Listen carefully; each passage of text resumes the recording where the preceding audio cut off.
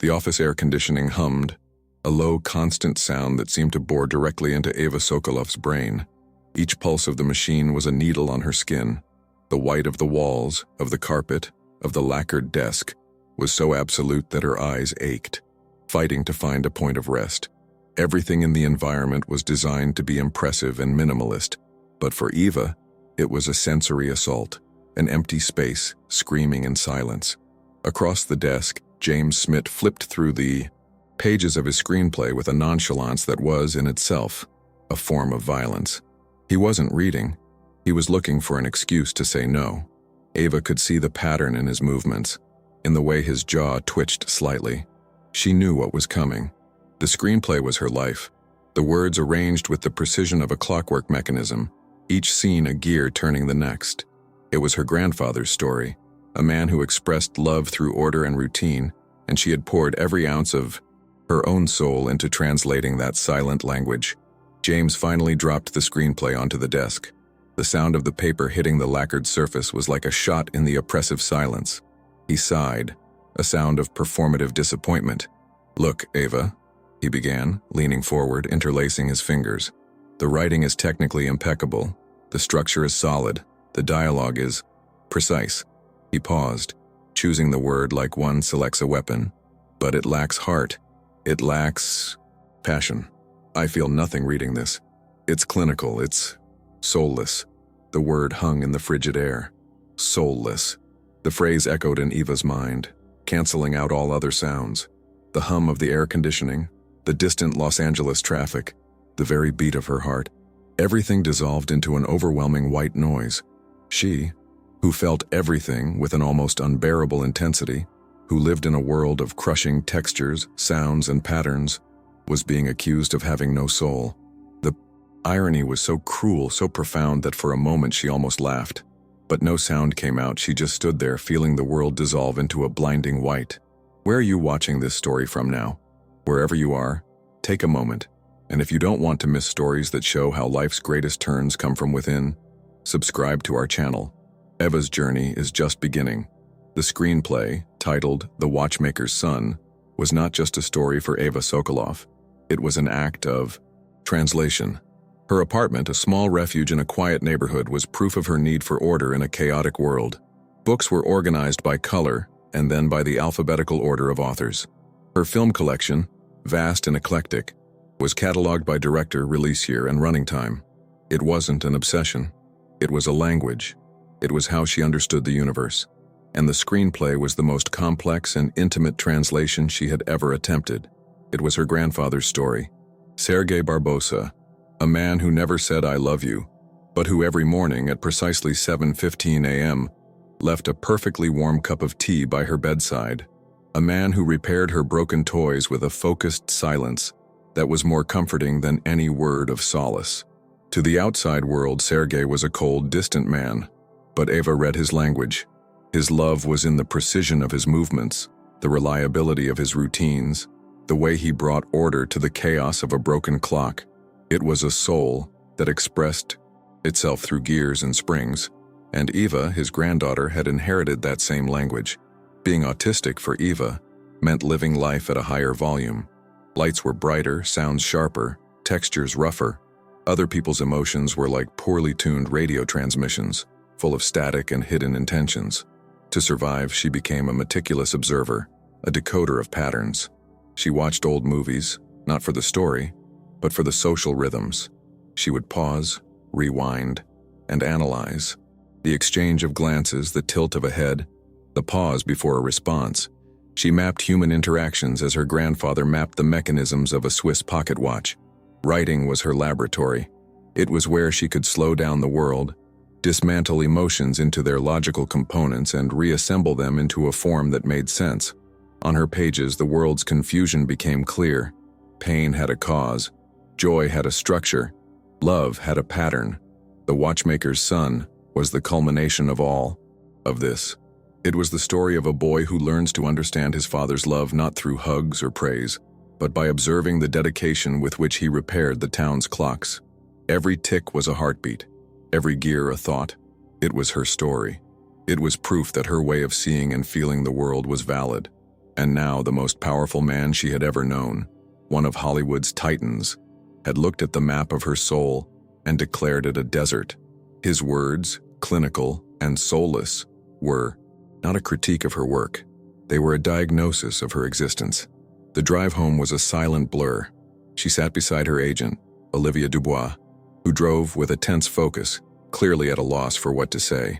Olivia was a good person, a competent professional who believed in Eva's technical talent, but perhaps had never truly understood the source from which it came. She saw the skill, but not the necessity behind it. To Olivia, the screenplay was a product. To Eva, it was a vital organ. James Smith's rejection wasn't a commercial failure. It was a failed transplant. Back in her apartment, the silence that had once been comforting became accusatory. The books on her shelves seemed to mock her with their perfect order. The films seemed like witnesses to her inability to connect like her characters. She picked up the screenplay, the weight of the paper in her hands feeling unbearable. She flipped through it, the pages filled with notes, with arrows connecting themes, with diagrams of emotional arcs. To her, it was an ocean of feelings, mapped with the precision of a cartographer. How could he not see? How could he look at the detailed description of the way the old watchmaker cleaned a tiny piece of brass, a ritual of care for the object, and not see the love there? She collapsed onto the floor. The screenplay scattered around her, and for the first time in a long time, logic abandoned her. All that remained was pain, raw and unstructured, a high-pitched, nonsensical sound in her head. It was the static she had spent her entire life trying to filter, now flooding her entire system, and at its center, James Smith's voice endlessly repeating those two words: soulless. Hope is a dangerous thing, especially when it comes wrapped in shiny Hollywood paper. The journey to James Smith's stark, sterile office had begun months earlier, with a phone call that made Eva's heart beat at an irregular, uncomfortable rhythm. "You're not going to believe this," Olivia Dubois had said on the other end of the line, her voice vibrating with an energy Eva rarely managed to mirror. "I got it. I got a meeting with James Smith himself. He read the synopsis and he's intrigued." The word intrigued sounded like a promise from another universe. James Smith wasn't just a producer. He was a kingmaker, a man whose instincts shaped what the world watched. To have his attention was like being noticed by a distant god. The initial euphoria, however, was quickly replaced by a wave of cold panic. A meeting. This didn't just mean discussing the screenplay, it meant talking. It meant eye contact. It meant navigating the complex social ballet of a Hollywood business meeting, a performance she hadn't rehearsed for. In the weeks that followed, Eva did what she always did when confronted with an unknown variable. She researched.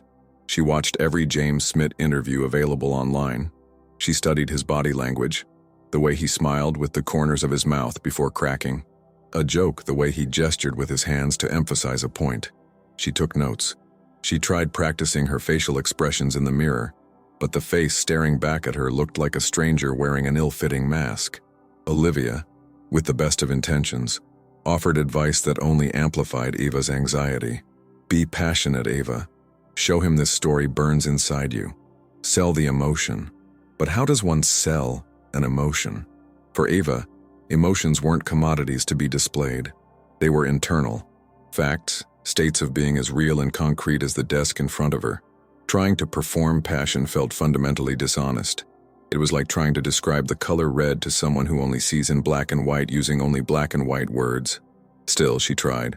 She bought a blazer that itched, shoes that pinched her feet, and spent the morning of the meeting rehearsing a pitch that felt like it was written for someone else. She memorized charming anecdotes and light-hearted jokes. She prepared for battle like a soldier gearing up for unknown terrain, armed with a map that didn't match the landscape. The moment she stepped into the production company's building was an instant overload. The noise of phones ringing, people talking fast in a jargon she didn't understand, the overwhelming smell of coffee and expensive perfume. It all conspired to wear down her defenses. By the time she was led to James Smith's office, she was already exhausted. The meeting itself was a slow-motion disaster. She tried to make eye contact, but Smith's intense gaze was like a spotlight, forcing her to look away to a spot on the wall just above his head. She tried to deliver the rehearsed anecdotes, but the words came out stumbling, devoid of the naturalness she had practiced. She spoke about the structure, about the turning points, about character development in technical terms, because that was the language she mastered. When Smith asked, "But what does the character feel?" Eva froze. She could have written 300 pages detailing what he felt, but to articulate it, there, under that judging gaze, felt impossible. She tried to explain the logic behind the character's pain, the architecture of his grief. Smith just stared at her with an expression of polished boredom. The false hope, the idea that she could fit into the mold, disintegrated under the fluorescent lights of that office. She wasn't failing to sell her screenplay. She was failing to sell a version of herself that didn't exist, and the pain of that realization was sharper than any professional rejection. It was the confirmation of a fear that had haunted her entire life, that the bridge between her inner world and the outer world was, perhaps, uncrossable. James Smith's rejection wasn't a singular event. It was the catalyst for a silent collapse. Eva's world, once held together by routines and logic, began to fragment. His voice, saying soulless, became the soundtrack to her days. She would look at her own reflection and wonder if he was right. Perhaps she was just a mimicry machine, an artificial intelligence that had learned to simulate human feelings based on data collected from movies and books. Perhaps she had never truly felt a genuine emotion in her life. Doubt was a poison, slowly spreading through her system, paralyzing her ability to write, to think, to simply be. Her apartment, once a sanctuary, now felt like the cell of self-imposed isolation. The silence was no longer peaceful. It was empty. She spent hours sitting on the floor surrounded by her books and films, but unable to find solace in them. They were just objects, reminders of a world of emotions to which she apparently had no access.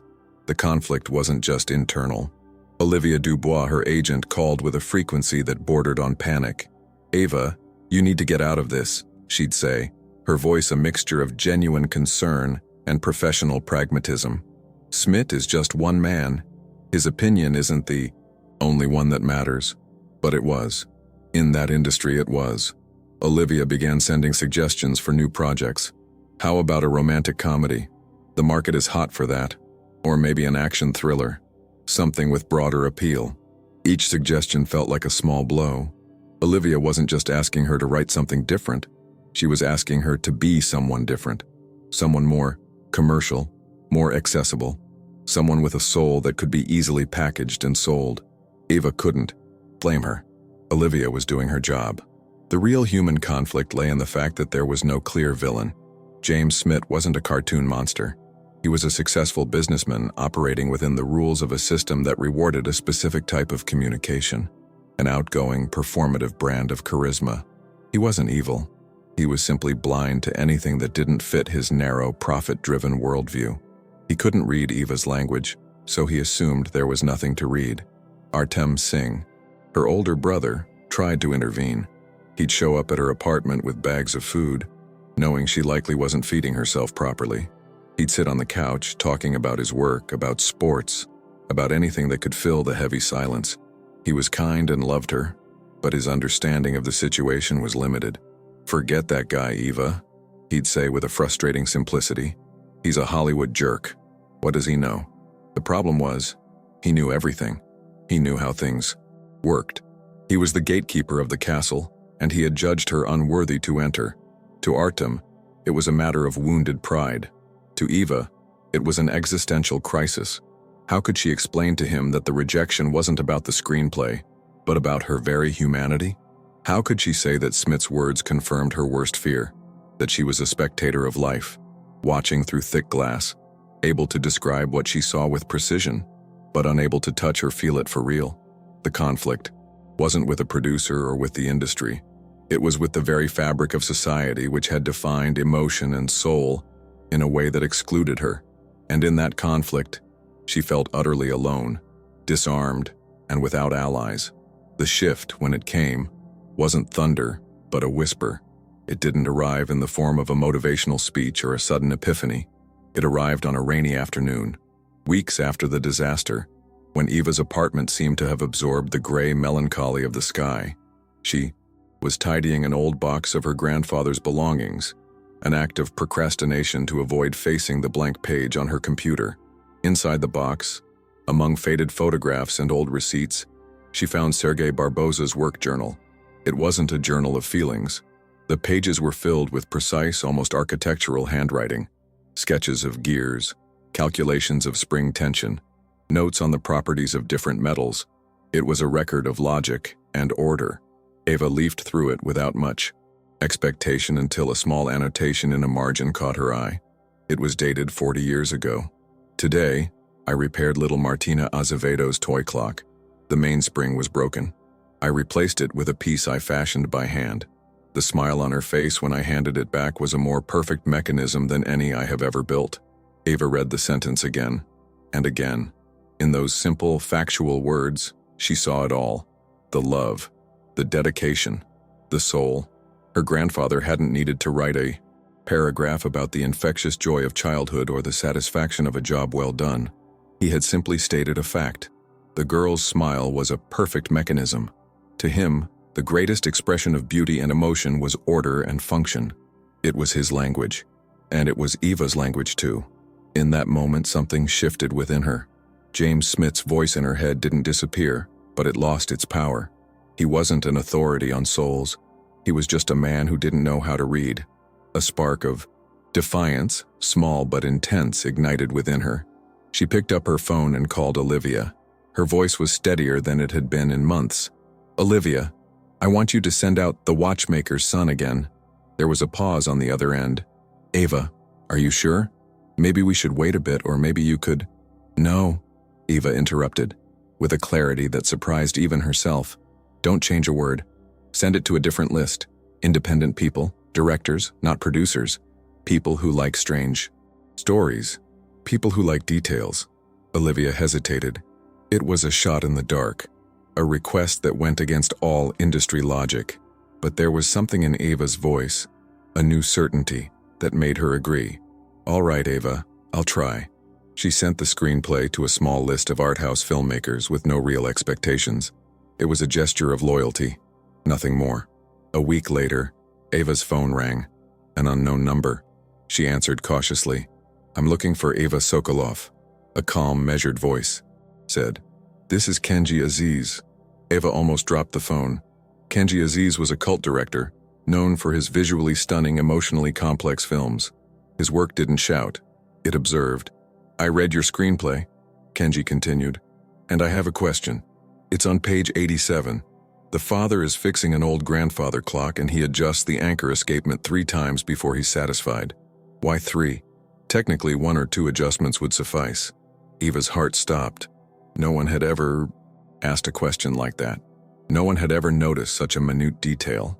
She took a deep breath, and for the first time since she'd written the first word, she didn't try to translate, perform, or sell. She just told the truth. Because his grandfather always said that perfection comes in 3s. It's a pattern, a superstition based on familial logic. The first adjustment is for the machine. The second is for the time. The third is for the soul of the thing. There was a long silence on the "oh" line. Ava held her breath. Then, Kenji Aziz laughed. A low, genuine sound. "The soul of the thing," he repeated, savoring the words. "I get it. It's brilliant. Ava, when can we meet to talk about how we're going to make this film?" The turning point wasn't an earthquake. It was the soft click of a single gear finally finding its place.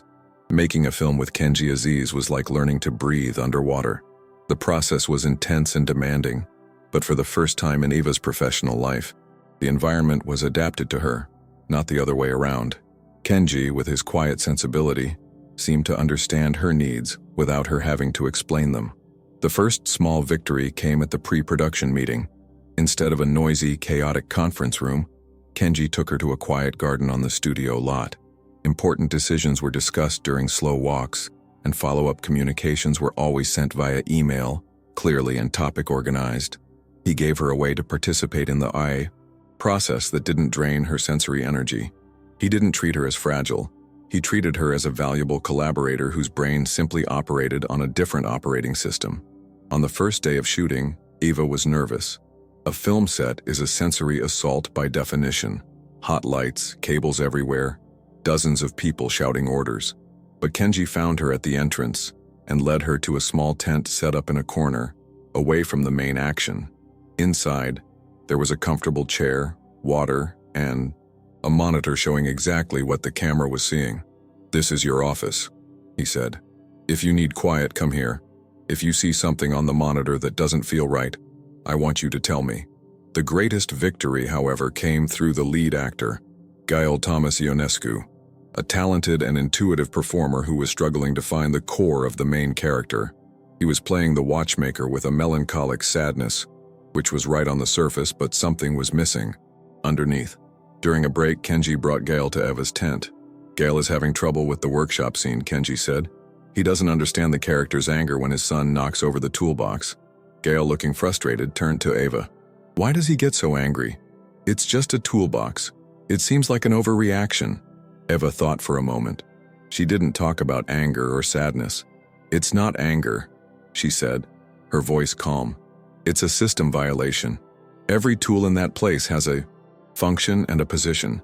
The order isn't just a preference, it's how he understands the world. When the box falls, it's not just tools on the floor. It's chaos. It's his language being scrambled.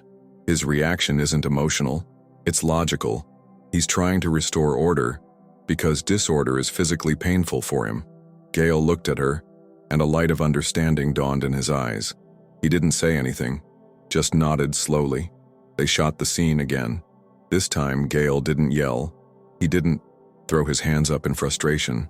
Instead, his entire body tensed. He walked to the tools scattered on the floor and began picking them up, one by one, with a feverish, focused precision.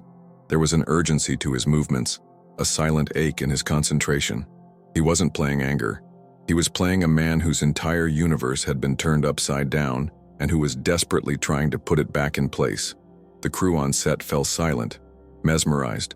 The scene, once flat, now vibrated with a tension and a depth no one had expected. Kenji looked at Eva across the set and gave her a nearly imperceptible nod. In that moment, Eva felt a surge of something she could only describe as belonging. Her perspective, her unique way of seeing the world, wasn't a deficiency to be overcome. It was a tool. It was a lens that could reveal truths others couldn't see. And for the first time, she wasn't just being tolerated, she was being celebrated. The night of the film's world premiere at a prestigious film festival was a blur of lights and muffled sounds. Eva wore a simple, comfortable dress, ignoring the pressures of the red carpet. She sat in the darkness of the theater, beside Kenji, feeling the collective hum of hundreds of strangers preparing to watch her grandfather's story, her soul's story. During the screening, she didn't watch the screen. She watched the audience. She saw the faces illuminated by the projector's glow. She saw a woman wiping a tear during the scene where the father fixes the child's toy. She heard soft chuckles at a moment of dry observational humor she thought only she would understand. She saw couples lean closer, hands finding each other in the dark. They were feeling. They were understanding. They were reading her language. When the final credits rolled in silence, the darkness was filled with a heavy, emotional quiet. Then someone started to clap, then another, and another, until the entire theater was on its feet, the sound of the ovation echoing like a wave. Eva was stunned. It was for her. It was for her grandfather. At the party that followed, a whirlwind of faces and voices, a woman with a press badge approached her. It was Maya Stan, an influential film critic known for her insightful writing. "Ms. Sokolov," she said, her gaze one of genuine respect. "Your screenplay is a masterpiece. The way you capture the pain and beauty of isolation, the emotional depth of a man who can only communicate through his actions. It's the most honest and moving thing I've seen in years. It's an incredibly soulful film." The word hit her. Soul. The very word James Smith had used as a weapon was now offered to her as a crown. And suddenly, Eva understood it all with blinding clarity. James Smith hadn't been wrong about what he saw in her that day in his office. He had seen a woman who didn't perform emotion the way he expected. He had seen someone who didn't meet the social requirements of passion and charisma. His mistake wasn't one of perception, but of interpretation. He had seen the absence of her language and assumed it was the absence of feeling. He had looked at a text written in a language he didn't know and declared it meaningless. She realized she had spent much of her life trying to be a translator, trying to convert the complexity of her inner world into a simplified version others could easily consume. She had strived to learn their language while silently apologizing for her own. But Kenji, Gail, and now that entire audience hadn't needed a translation. They had made the effort to learn hers. They had leaned into the silence and listened to what it had to say. The soul had been there all along. It wasn't her who needed to learn to speak. It was the world that needed to learn to listen. In that moment, amidst the party's din, Ava felt profoundly calm. The validation hadn't come from the applause or the critics' praise. It had come from the recognition that her truth didn't need to be altered to be valid. She hadn't been cured of her condition. She had discovered her strength. Award season was a test of endurance. Each event was a sensory minefield, but Eva learned to navigate them. She wore discreet earbuds, found quiet corners to recover, and surrounded herself with her small team, Kenji and Olivia, who now functioned as her protectors. The watchmaker's son, the small independent film that no one wanted, became a critical darling, amassing nominations at every major ceremony. The irony was delicious, but Eva didn't revel in it. Her satisfaction was deeper, more personal. The night of the Oscars arrived. The Dolby Theater was a cacophony of glamour and anxiety. Ava, in an elegant, soft-to-the-touch dark blue velvet gown, felt every camera flash like a small explosion. She focused on Kenji's hand on her shoulder, a steady, calming presence. When her category, Best Original Screenplay, was announced, Eva's heart began to beat at a slow, heavy rhythm. The cameras cut to the faces of the nominees. For a split second, the camera lingered on James Smith, seated in the audience, whose own blockbuster film was competing in other categories. His expression was a mask of forced neutrality. And the Oscar goes to... There was a pause that felt like a lifetime. Ava Sokoloff, for The Watchmaker's Son. The theater erupted in applause. Kenji and Olivia hugged her. The walk to the stage felt miles long. The lights were blinding, the noise a solid wall. But as she walked, she was not the same woman who had disintegrated in James Smith's office. She had her tools. She had her truth. On stage, she held the golden statuette. It was heavier than she imagined. Solid. Real. She approached the microphone and looked out at the vast darkness dotted with faces. She didn't look for anyone. She just spoke, her voice clear and unwavering, the words she had written and memorized as her most important script. "We're told that a soul needs to be loud to be heard," she began. "That feelings must be expressed in a way everyone instantly recognizes. My grandfather, Sergei Barbosa, taught me that the deepest feelings are often found in the quietest details. In the patient, careful work of putting things in order." She paused, letting the silence settle. "This award is for him, and it's for anyone who has ever been told that their way of seeing, of feeling, of being in the world is soulless. Your soul isn't broken. It's just speaking a different language." She lifted the Oscar slightly. "Thank you for finally learning to listen." The camera inevitably cut to James Smith. He didn't look angry or humiliated. He looked irrelevant, a man who had lost not to a competitor, but to his own lack of imagination. He applauded with the rest of the crowd, an empty gesture in a moment that no longer belonged to him. Later, backstage, away from the chaos, Ava found a quiet hallway. She leaned against the cool wall, the weight of the Oscar in her hand anchoring her to the moment. The pain of that day, of those words, hadn't magically disappeared. It was a scar she would always carry. But scars aren't just reminders of wounds. They are proof of healing. The pain no longer defined her. What defined her was the work, the truth, and the quiet beauty she had found in her own unique way of existing. She hadn't needed to shout to be heard. She had just waited patiently for the world to fall silent enough to hear the ticking of her soul. True art is not born from the desire to please, but from the necessity to express a truth. Ava reminds us that the most powerful voices are often not the loudest, but the most authentic. The soul of a story and of a person lies not in the performance one puts on for the world, but in the quiet truth that resides in the heart. If this story touched you, if it made you think about the different languages of the human soul, like, comment with your own experience, and subscribe. Sometimes, one person's story can be The permission another needs to validate their own. Someone, somewhere may need to hear this today.